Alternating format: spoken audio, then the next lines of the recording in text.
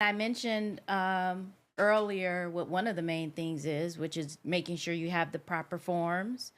Um, I go a little bit further in that if I hire a contractor, I'll not only get a 1099, but I'll also get a statement from them indicating that, stating basically that they're an independent contractor, even when it comes to paying them. That's why it's good to have an agreement, right? Right. So not just hire them and not do an agreement. Statement of Right. work is Yeah, what I statement of usually work. complete. Yes. Yes. Yeah. Yes. And you can get a generic one. You can do Yeah. AI, Yeah. Gemini, all And of them. I also specify what the expectations are, so that they understand that their work product, depending on what they're doing, may be owned by my company, not just That's right. their work product. Yep. Right. That the clients that they're working on are proprietary. You cannot share any information about them. Like I right. have all of that in a confidentiality. document. Absolutely. Yep. A confidentiality memorandum is what I call it. Yep. So I have all of that information, and I'm trying to think. And a of- non-compete. Yeah, No? What do you but think? 'Cause non-compete, depending on- you might have to consult with an attorney because some things are not. You can't put a non-compete on. Well, meaning that they can't take, for instance, what you had them create and then they take it out and sell it. That's part of that work product. Right. So just making sure that that's what I mean by non-compete. Because they clearly can provide their same services to multiple companies, and they should when Right. they're a contractor, right? Right. They're not Absolutely. just working for you. Right. So they can provide those services to others, but they can't take what we did here and the tools that we used at YBP that are YBP proprietary and then use that somewhere else. Well, let me tell you what, in my time of being a contractor, I've signed agreements that say if I am working on an assignment at, let's say, AT&T, and my assignment at AT&T is 6 months, I can't be up at AT&T talking to my manager like, hey, now when this is over, if you still need my work, I'm gonna, I'll give it to you for $125 an hour as opposed to the $150 an hour. Because you they're doing. contracted through another company. Yeah, if I'm contracting to work through at another AT&T. company Yes. to work at AT&T Yes. to do a project, Yes. then I Great point. can't. Yeah, that's a non-compete too. Yeah, that's the sort of non-compete that I'm Yes, thinking of. yes. I have maintained relationships with companies where I've contracted through another Agency. or agency, and then after a certain time period, that can happen. Yeah. But there's a time period there. So that's the non-compete that I think Yep. about when you're talking about contractors versus employees. Yes.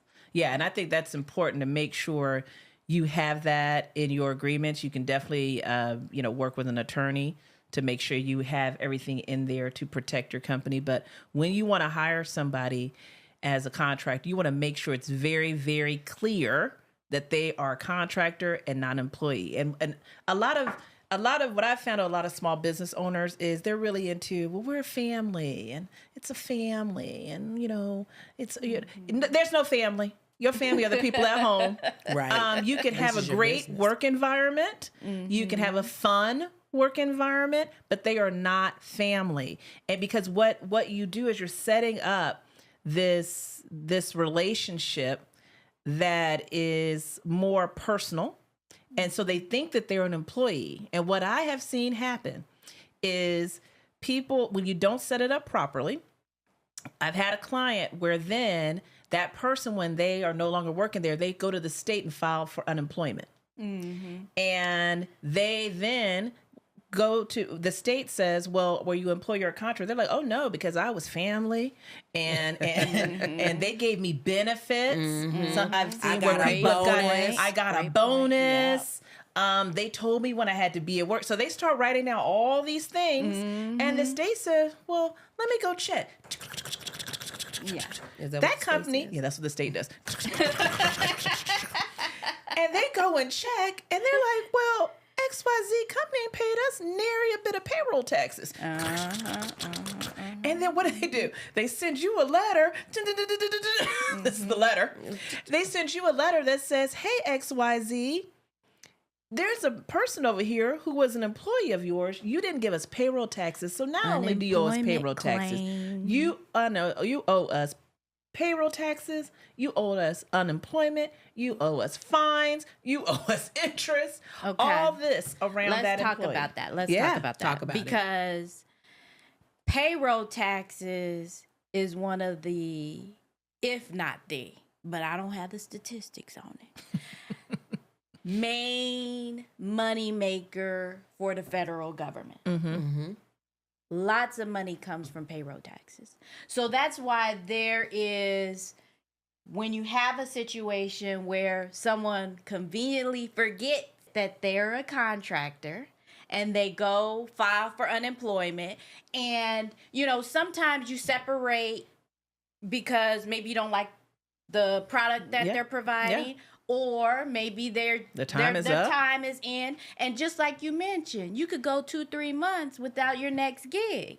So there have been plenty of times where I've experienced during that 2 or 3 months when they conveniently forget, they go file for unemployment. And that goes back to having that proper documentation, having, and not only the proper documentation on your end as a business owner, but also requiring them to provide you with the proper forms, the invoice. The invoice. The invoice. Yes. Yes. Right. Because service. And just to clarify, to make sure that that folks understand, unemployment is only available when you are a W-2. And the reason it's available to you is because your business has paid unemployment tax to the government. They paid on your behalf. They paid unemployment tax as well as the overall payroll tax. So all those different things you hear of the FICAs and the this, they paid on your behalf. So there's a portion that you paid and there's a portion that your employer paid.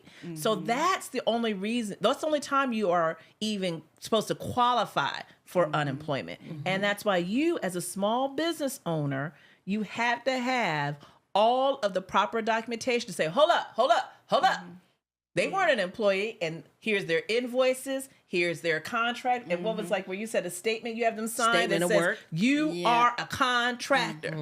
Don't ask me for right. You can have all that documentation. Let's be real. You can have all that documentation.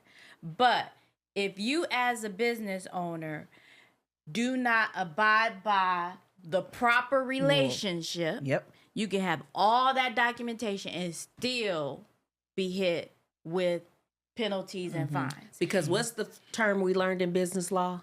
Substance over form. Yes. You can have the forms. But the substance of what you're doing could be different than all these forms. And the government will take the substance over the form.